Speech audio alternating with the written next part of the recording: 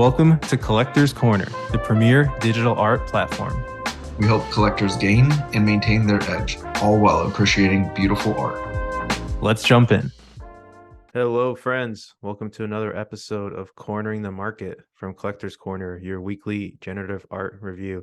My name is P. You may know me online as @AstonCloud. As always, joined by my co-host and great friend, Jared.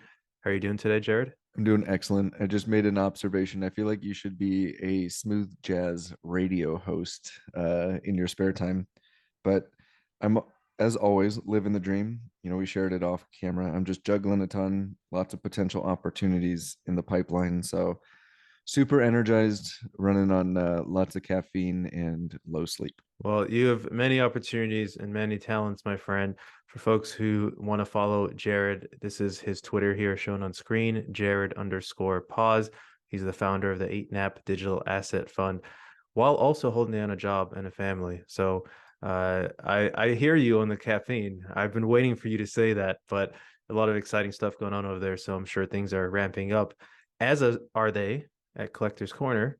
This is me real fast. People ask us, how do you find us? This is me, Aston Cloud. This is us, Collector's Corner. Speaking of ramping up, we have our newsletter here, which we're going to be experimenting with a little bit of new content. We're constantly trying to figure out how to push the envelope. So sign up for it. It's a fantastic download of the weekly Gen Art news. And we add stories on here that we can't add on the recording because we try to keep this quick and tight. And one of the things that we wanted to start out with that we haven't done yet, first time, is a little bit of a vibe check, because a lot of artists and other collectors ask us, hey, what's kind of going on in the market? Part of the value we bring to you all and try to bring to you all is that we sit in the Discords and we hear what collectors are thinking and feeling. So maybe I'll start with you, Jared. What's kind of the vibe right now in the market in terms of digital art? I have very competing thoughts right now. I mean, we'll go over some of the major sales, but there's been some like great movement on some big sales. But there's also like a weird paradigm where, you know, we're seeing other things from, I'll call it long-term holders being let go at, I'll call it below floor or below floor for a particular trade prices. So even though the volume looks up, it's also kind of an interesting paradigm, and just really sitting on the sidelines and watching people's rotations right now more than anything. Yeah, that's fantastic. And part of the reason I love doing this with you, Jared, is because I didn't even think about the question from that standpoint, which is great. So we'll have some diversity for the listeners, for the artists, platforms, and other collectors out there. Collectors in general are feeling a bit tapped out. Jared used the word rotation, which I think is a fantastic one because it doesn't seem like there are that many new collectors coming in. It's primarily the old folks and getting excited about different things and going and buying them. But we as collectors, we also are seeing like kind of anemic secondary price action. We're also seeing some projects not mint out, particularly those that are fixed price and not Dutch auctions. So right now, I would say we're still in a bear market sentiment in the broader market. So just keep that in mind, folks, as you consider what you think secondary action might do, or for artists and platforms, what you think you should set your prices at for any releases, or if you should potentially delay them. Wouldn't be the worst idea in the world right now if you can. So that's my public service announcement. And really quickly, folks, just make sure to check out the timestamps. Spend a lot of time making sure that they're there so you can jump to whatever section of this update that suits you best. Okay. Now, onto a positive side, Jared, the crypto market update. Click on my, well, this isn't really my portfolio. These are things that I track. Of course, Tezos isn't on here, but really quickly, things are very much in the green. Bitcoin playing around with this very critical $25,000 level, up 15% compared to last week. Ethereum is up 8.3% compared to last week.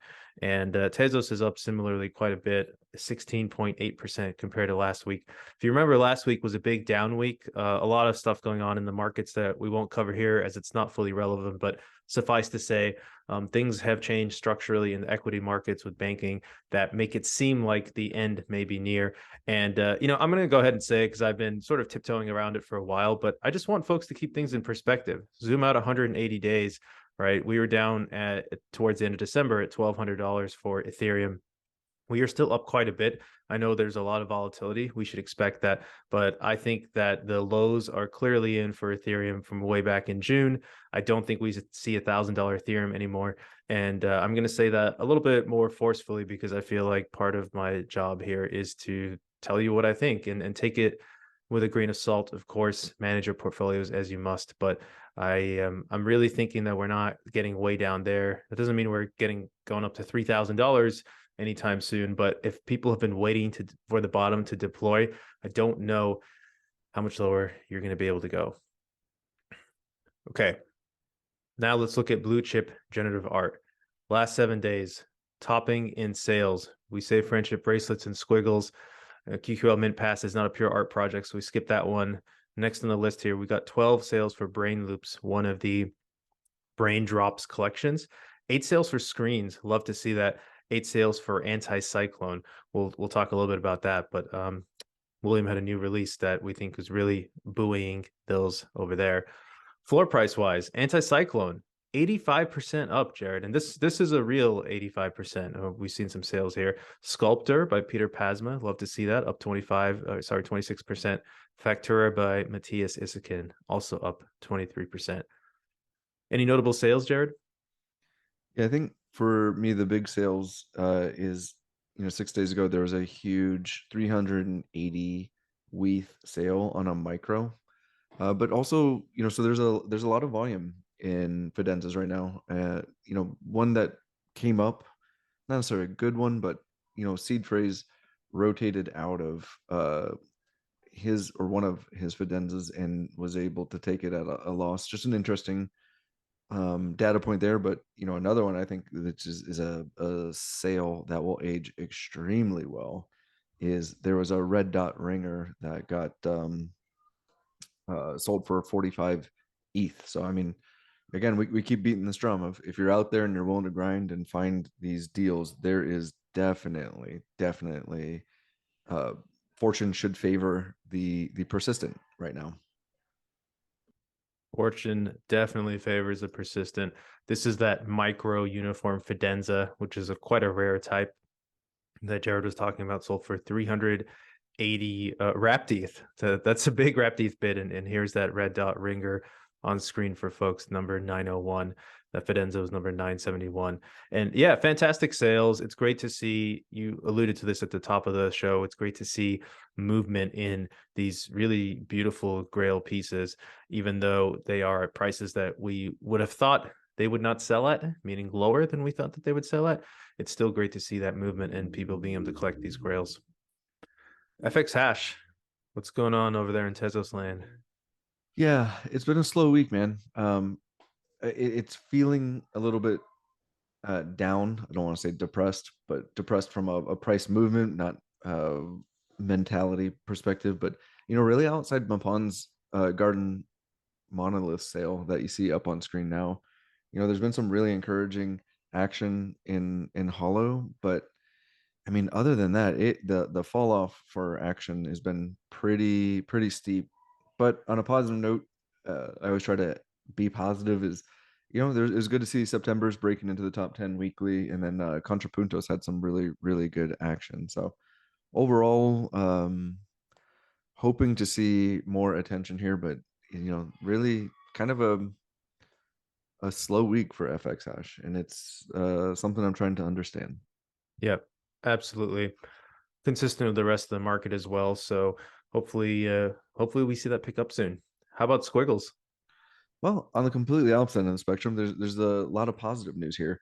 2 weeks ago, we saw kind of, I don't want to call it the bottom, but a very slow week. And on the flip side, you have just the opposite, another increase of 30-40% for this week. So you have in 7 day volume, you have 520 ETH. That's up another 140 from last week.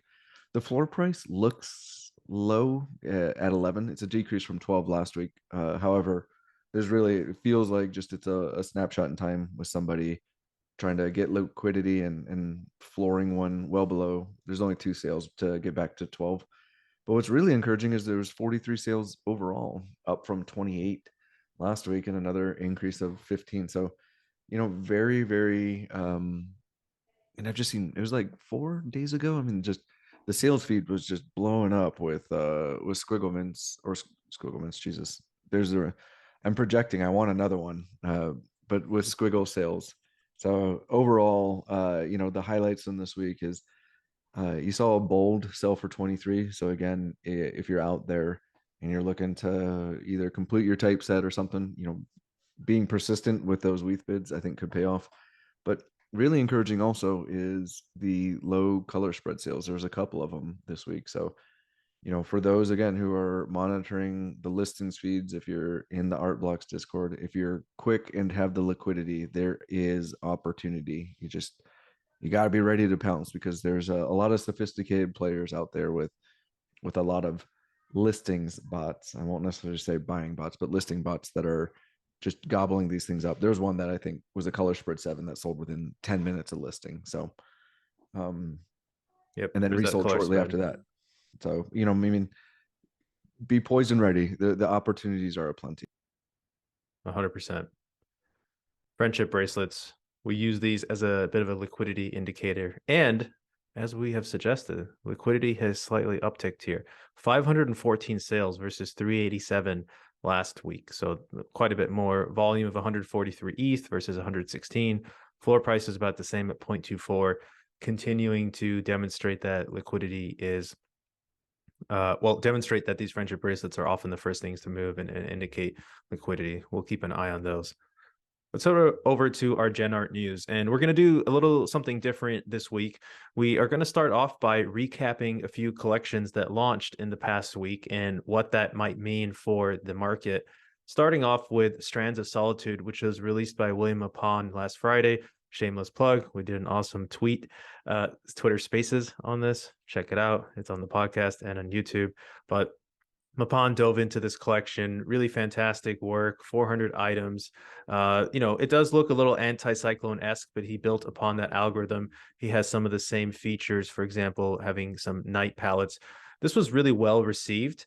It actually got down to a 2 Ether minting price on the Dutch auction, which was the floor. It started at 8 Ether. And then it rallied up to a floor of about 6.9 or 7 around there, and has retraced a little bit to 4.15, 16% listings. So that's setting the stage for folks who didn't know about this. Jared, what are your thoughts on this release and what it might say about the market?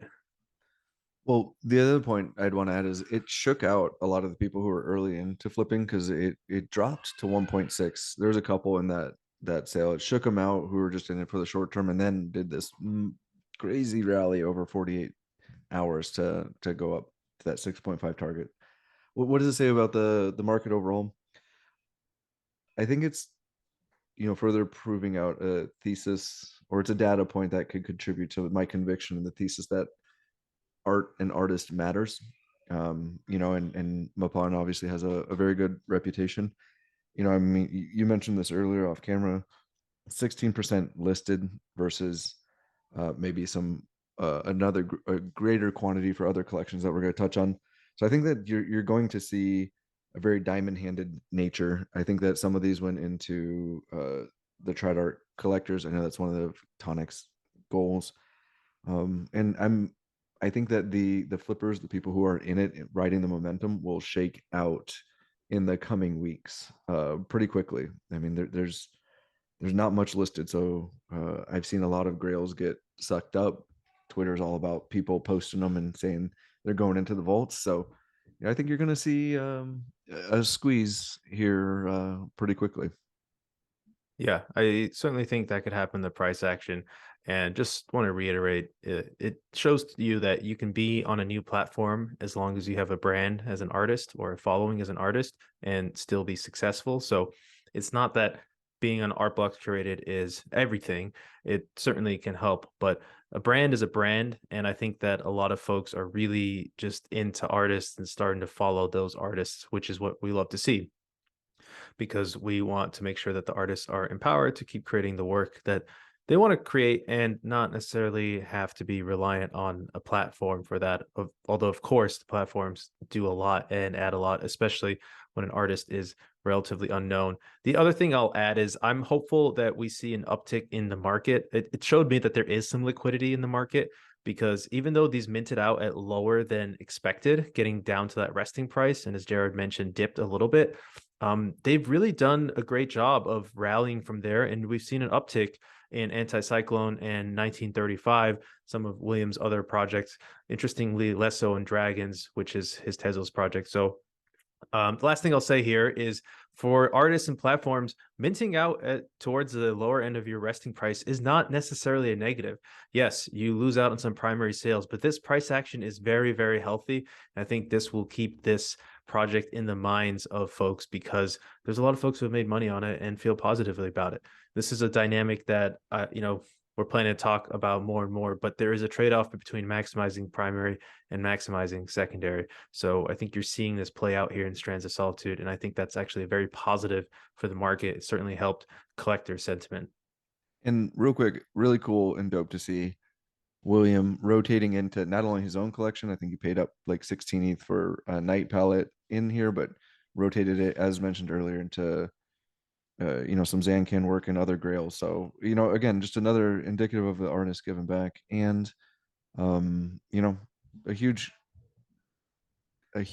congrats to the success that William has seen in overall his artist journey, but this specifically. Absolutely. The next one we wanted to highlight was the latest art blocks curated that came out just yesterday on March 15th. This was Ceramics by Charlotte Dan. Charlotte is wonderful. We had a spaces with her as well, also published. Check that out. This was an art blocks curated 300 items. This is her first NFT project, which is, great kudos to her for being able to get into an art blocks curated in general, but as her first, that's fantastic. Minted out around 0.62 Ether. This was a rebate Dutch auction. First time Art Blocks, at least curated, has done that, as far as I can tell. The price action has not been as good as much afterwards now. It's a 0.36 floor with 50% listed.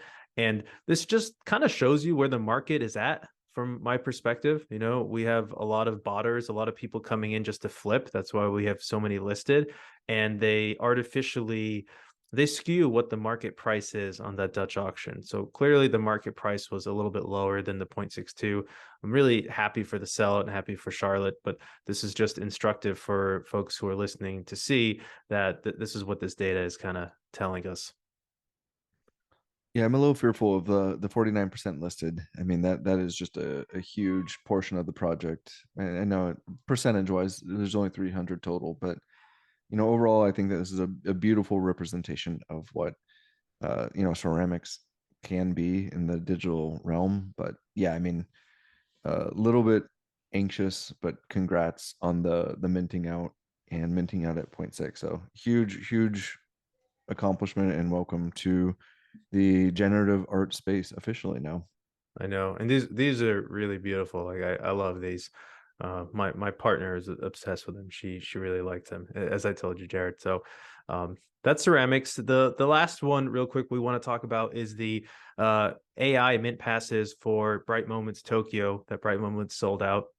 Two things that are really interesting here. So they sold out at 2.19 Ether, but contrasting that to their generative art mint passes, which sold out at about 0.8 something Ether. So it shows you that the AI trend is very, very hot right now, and also the market is going to do what the market does, right? On secondary here, you can see now they went from 2.19 down to 1.689 floor price.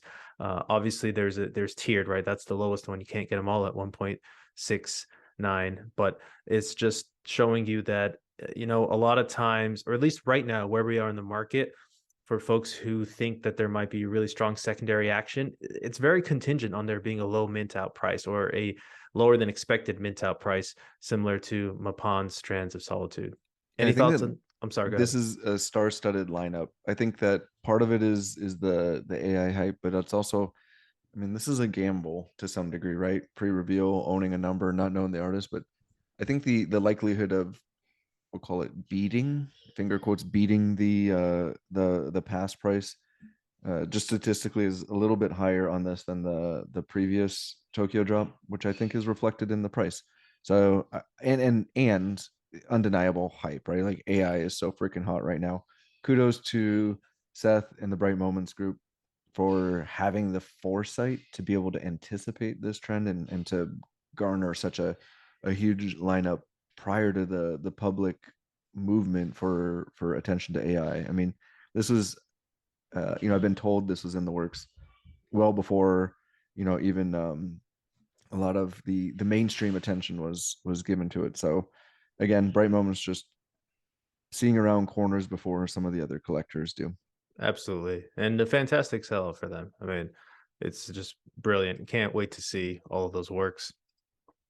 And then a quick second news story. I wanted to just give a shout out to a couple in real life events happening. The first is with 8DAO. 8DAO, some of you all might have seen our tweets translated in Chinese. These are the good folks over in 8DAO who are really trying to bridge the East and the West in terms of collectors. I'm really fascinated by this because I don't get as much exposure to Eastern art. And so they have an exhibition coming up March 21st.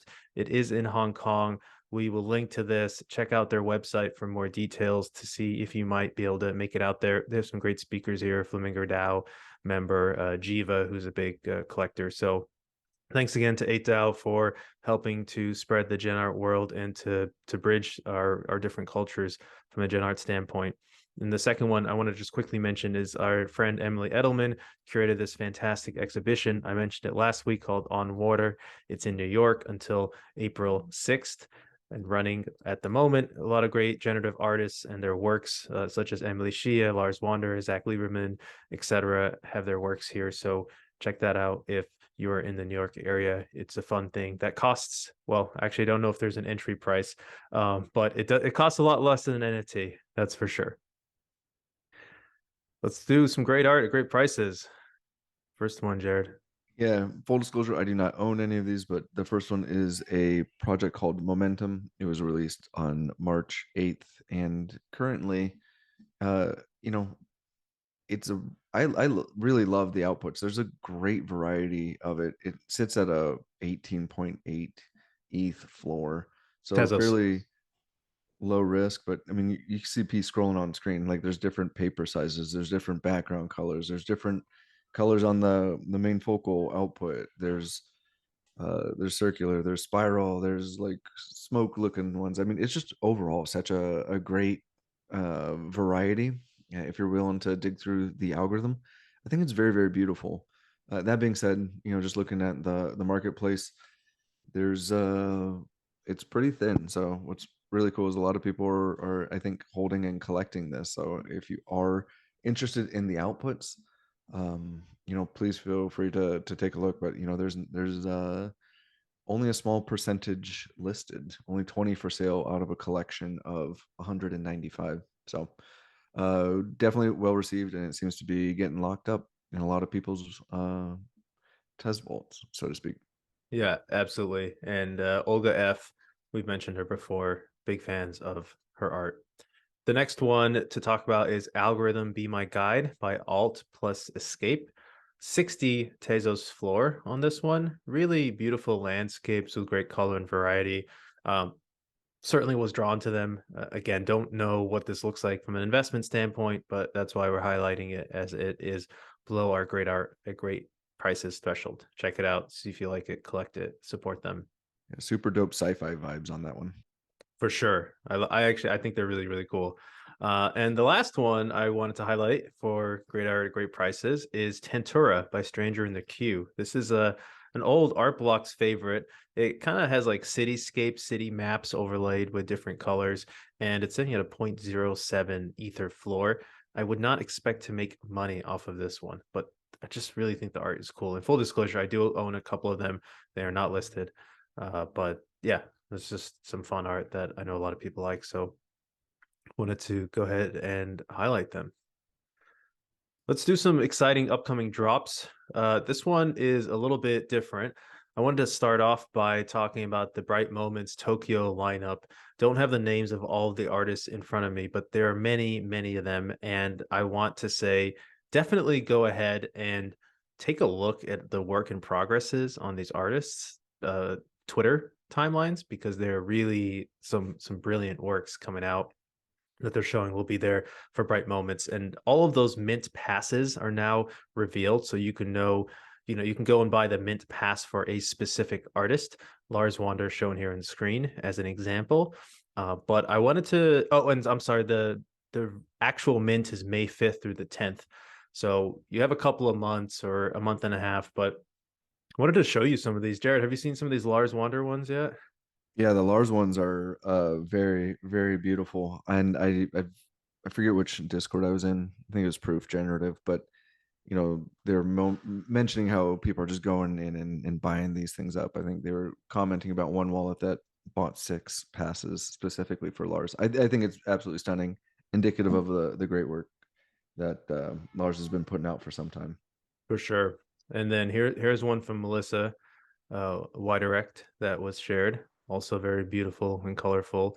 And a fan favorite, Chetel Golid, has a new work. I mean, he hasn't had too much. He had the Expanse recently, and before that, he had Decagons. But this really feels like an evolution of his algorithm, and I know a lot of folks are excited about that. So definitely put that on your radar.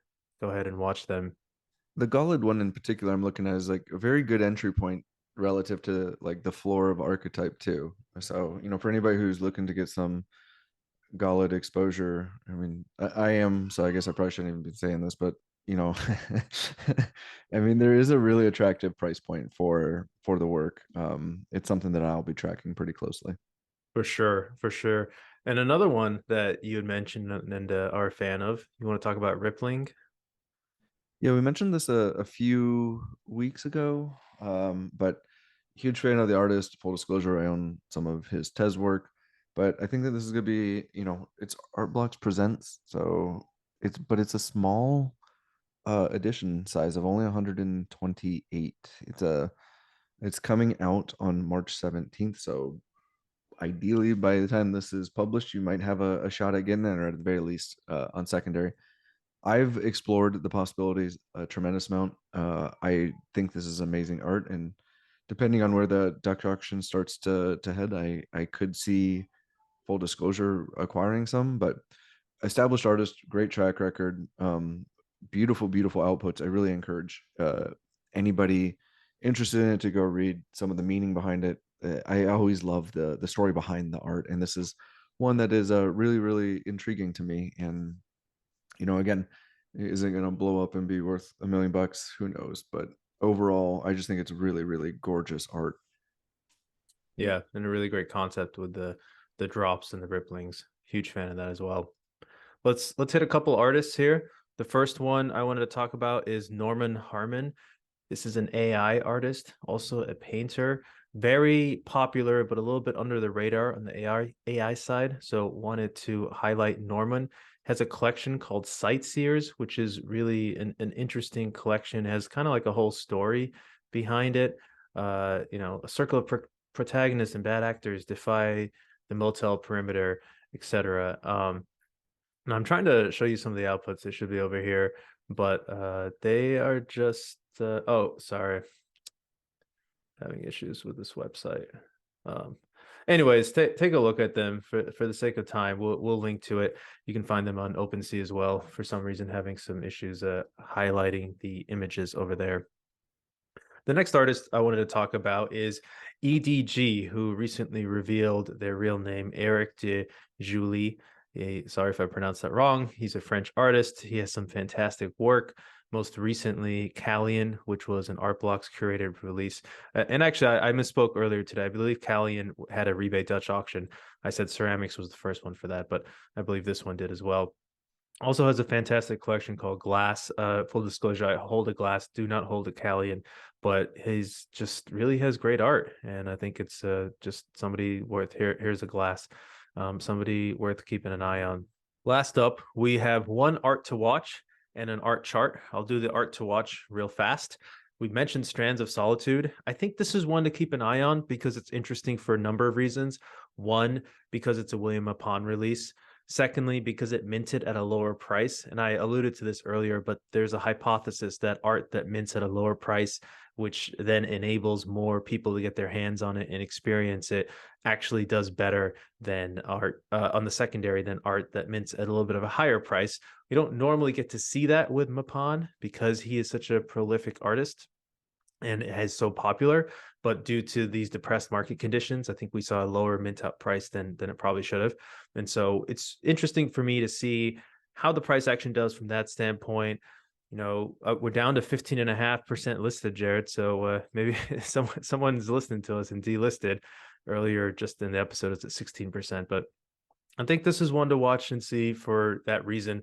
The other thing I want to note about this one is, Mapan told us that this is based on the algorithm from Anticyclone. And so there's a question: does the fact that 400 more were released hurt Anticyclone or help Anticyclone? The supply is bigger, but now new collectors are able to enter and become fans of Williams. So far, it's helped Anticyclone, but I guess that remains to be seen as well. So I think a lot of interesting principles that we'll see uncovered through this release that I'm very excited to learn about the market and understand how it plays out.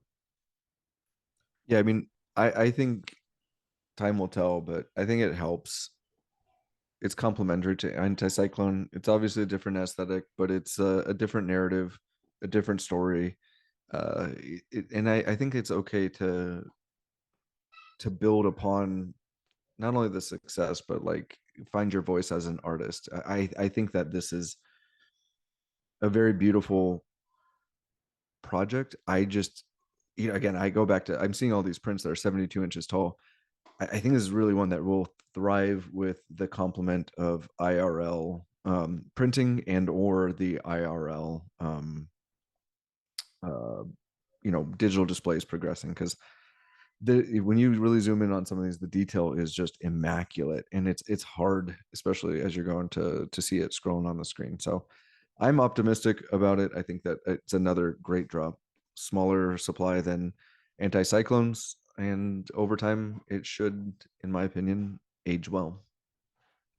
Yeah, I agree. And look, I think that part of the reason I brought up this idea about it looking like Anticyclone and increasing the supply is because there's a little bit of a counter. There's two schools of thought. One school of thought is that you should get your brand and your image out there and get as many people to love it as you can. The other school of thought is keep your supply short. And I think those are a little bit in tension. And this is a fantastic natural experiment for that. And 100% agree with everything you're saying about the in real life, the prints, the displays, and the level of detail on this. So is completely with you. So for we're many doing this reasons, live, right? So the banter you're starting to see, which I absolutely love that we do in real life. But I think that the it was really encouraging to see on Twitter a lot of people proud to own these, right? Like the entry point into Anticyclones is high, and for people who have been huge Mapan fans to own something that is congruent to that, like it was really so encouraging. And to bounce off that point that you indicated about low supply versus better community, I saw a lot of onboarding of newer collectors and the pride associated with it. Also there's a lot of established collectors that were gobbling these up. So I'm really, really bullish on what this is doing, and the momentum it's continuing for William. yeah, could not agree with you more, Jared. And speaking of Anticyclone, let's talk some art charts. Yeah, I don't want to say we told you so, but it's a little bit of a moment. We told you so, right? We brought this to your attention. 3 to 4 weeks ago, we saw an opportunity, and lo and behold, especially post drop, some money rotated into Anticyclones, and you can see right here the market cap is bounced off of the cost basis. It's not a guarantee. Again, not financial advice. And full disclosure, we both own a number of Anticyclones. But it also is following this. Why do we bring it up? Because it's not just about good entry points. It's also about history and looking at these things for your benefit, both financially and finding the right piece. My observation is, and I'd love to hear your perspective, P, is this thing is bounced. It seems to be in a clear channel where it will bounce off of it, find kind of that high off of it, and then find its way back to the cost basis. The enthusiasm for the Strands of Solitude release has created a lot of attention to this and 1935. And so there's been an influx of liquidity. You see it in the sharp price up. I could easily see this leaking out a little bit, not guaranteed by any stretch, but the floor's thickened up. You know, you got nine sales before a 50% increase, and 23 before you see a 200% value increase, 100% increase. So, you know, I think that if you are looking to go in, start using a little bit of, I don't want to call it caution, because, you know, buy what you like, but I could also see the action has slowed down a little bit since Strands of Solitude, and therefore could present opportunities in the coming weeks. Yeah, 100% agree. So people ask us, well, why are we looking at charts? Aren't we looking at art? And if you are thinking about these things, even in a slightly sliver of a way as an investment, then you should consider your entry price, not just whether you like something. So this is a data input. If you don't like anticyclones at all, don't buy them. It makes no sense. But if you like the art, if you think it's beautiful, and you are stretching your budget a little bit, you know, borrowing from that investment pool, then we would consider looking at some of these charts and understanding. And what, Jared, I agree with you. I mean, this collection has demonstrated to me that it is going to bounce off of this average cost price pretty consistently. I mean, it's happened now 1, 2, 3, 4, 5, 6 times here. And that doesn't mean every collection will do that. Some collections are underwater and they're going to stay that way. But that's something where you need to bring in the qualitative side and say, what does the art look like? What is the artist? Are they, you know, a popular artist? Do they have a good brand for themselves, et cetera, et cetera?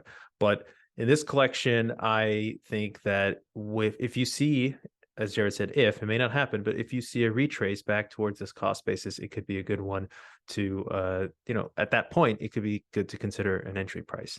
So, and one other point is I think these golden opportunities where if you toggle between ETH and USD, you'll see the second to last retrace, and there's these golden opportunities where you can amass value in both ETH and USD terms. Like there's that, I'll call it golden moment, where it touched the cost basis on ETH terms and USD terms. So to me, that's just a further data point of a win-win scenario where you're able to, you know, stack, you know, theoretical ETH and USD. yeah, absolutely. Well, that's our show, everybody. We appreciate you all tuning in. Please let us know how you like those new segments we have, the vibe checked, and doing some of those release recaps. We are at collectors_XYZ. We appreciate you all, and we'll talk to you next week.